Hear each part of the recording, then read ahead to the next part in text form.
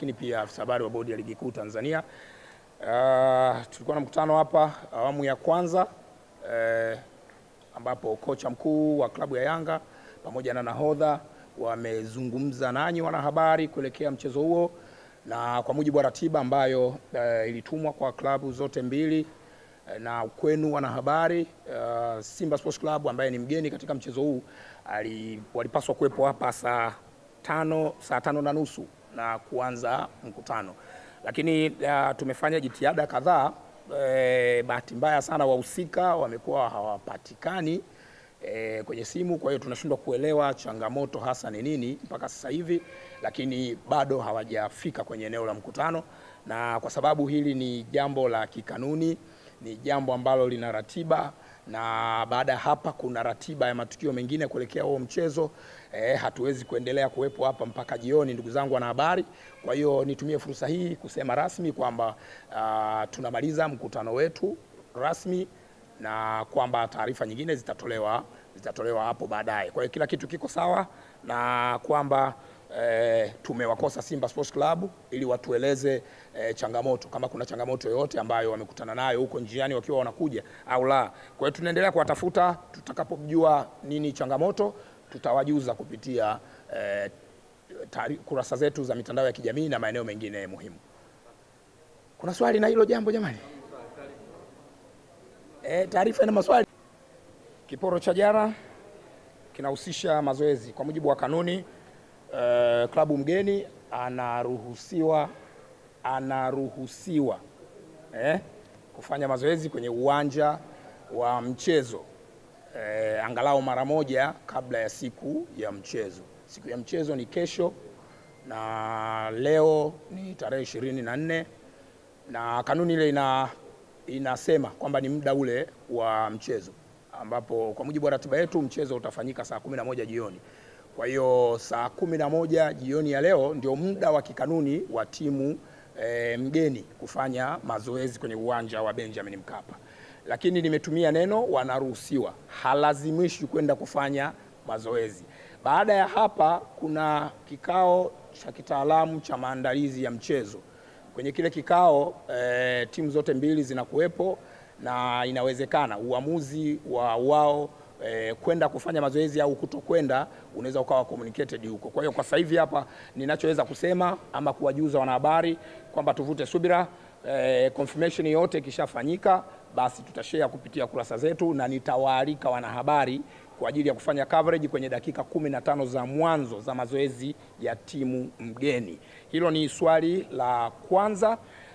Swali la pili, muuliza swali amezungumzia swala la waamuzi. Jana tulitangaza waamuzi wa mchezo, waamuzi wanne kutoka Misri na mtathmini wa waamuzi kutoka nchini Somalia. Ametumia neno taharuki. Mimi sidhani kama taharuki ni neno sahihi sana. Ni vile watu ni habari ambayo kutokana na upekee wa mchezo wenyewe, upekee wa tukio lenyewe, na watu wameipokea vile vile kiupekee.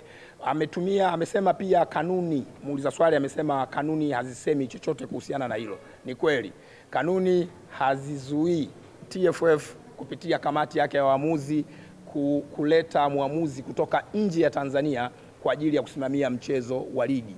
Kanuni inaeleza sifa za waamuzi wanaoweza kusimamia huo mchezo. Kwa hiyo jambo pekee ambalo tunaweza tukalieleza sasa hivi ni kwamba kwenye kanuni ya 39 ibara ya kwanza inaeleza kuhusiana na waamuzi ambao wanakuwa wanateuliwa mwanzoni mwa msimu, idadi ya waamuzi ambao wanateuliwa mwanzoni mwa msimu kwa ajili ya kusimamia mchezo. Lakini kanuni hiyo ya 39 ibara ya 3 inaelezea sasa kitu kinaitwa waamuzi wa akiba, kwamba kamati ikiteua wale waamuzi wa msimu mzima inakuwa na jopo lingine la waamuzi ambao ni wa akiba, ambao wanaweza kutumika kwa dharura au pale inapohitajika.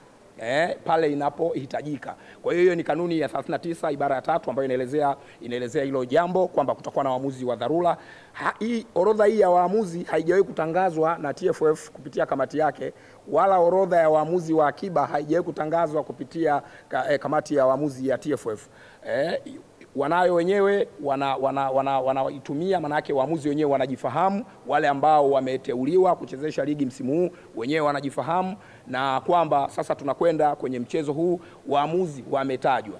Kitu kingine ambacho tunaweza kukieleza ili wadau wengine wafahamu ni kwamba waamuzi walioteuliwa ni waamuzi wa kiwango cha juu sana, waamuzi ambao majina yao si mageni masikioni kwetu na wala machoni kwetu. Tumeshawahi kuwashuhudia wakisimamia michezo mikubwa ya ngazi ya klabu ya kafu, lakini pia hata ngazi ya taifa, kwa maana ya michezo ile inayosimamiwa na kafu ya timu za taifa. Lakini pia wameshawahi kufanya vizuri kwenye michezo ambayo inasimamiwa na FIFA. Ni waamuzi wakubwa, waamuzi wenye profile kubwa, wenye uwezo mkubwa, ambao kutokana na kwamba hili ni tukio lenye upekee, dabi ya Kariakoo, sherehe za kukabidhi ubingwa kwa pamoja, mambo haya mawili yametengeneza tukio kubwa sana, tukio kubwa na la kipekee.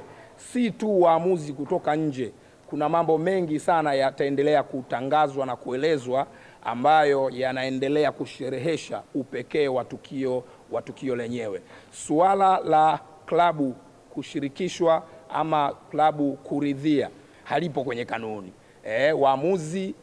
Waamuzi wanateuliwa na kamati ya waamuzi ya TFF na wanapangiwa michezo na kamati ya waamuzi ya TFF. Kanuni ya 39 ibara ya 8 kama sio 9, siko shua sana hapo, inaeleza sasa kwamba kama klabu haijaridhia maamuzi ama haijaridhishwa na maamuzi, maana yake baada ya mchezo ina siku 3 za kutoa malalamiko yao.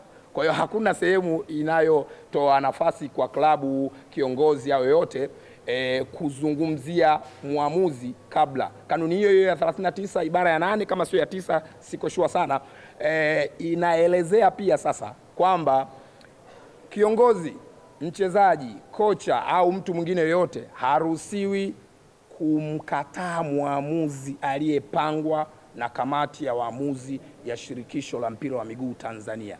Haruhusiwi kumkataa, lakini pia haruhusiwi kumjadili wala kumshutumu kupitia vyombo vya habari. Hiyo ni kanuni ya 39 inayoelezea kuhusu waamuzi. Asanteni sana, na kufikia hapo tumefikia mwisho wa kuelekea dabi ya Kariakoo hapo kesho majira ya saa 11 jioni.